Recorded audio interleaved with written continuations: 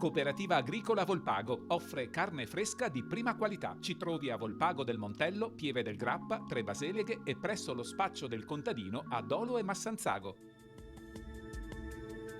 Bentrovati al meteo. Sul nostro territorio l'anticiclone si rinforza sempre di più, il clima sarà ancora freddo. Vediamo insieme il dettaglio di venerdì 10 febbraio.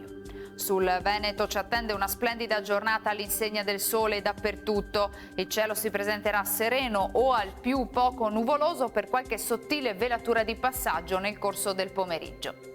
Temperature minime stazionarie saranno ancora sotto zero, massime in lieve ripresa tra i 7 e gli 8 gradi. Spostiamoci ora sul Friuli Venezia Giulia, anche qui avremo un ampio soleggiamento, sarà asciutto e stabile con cielo sgombro da nubi. Temperature minime anche in questo caso sotto zero, massime sui 7-9 gradi.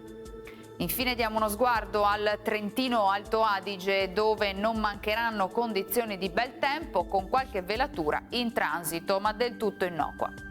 Temperature minime sui -3, -4 gradi, massime invece intorno ai 9-10 gradi all'incirca.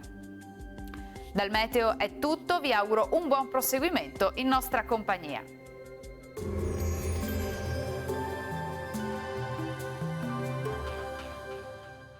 Cooperativa Agricola Volpago offre carne fresca di prima qualità. Ci trovi a Volpago del Montello, Pieve del Grappa, Tre Baseleghe e presso lo spaccio del contadino a Dolo e Massanzago.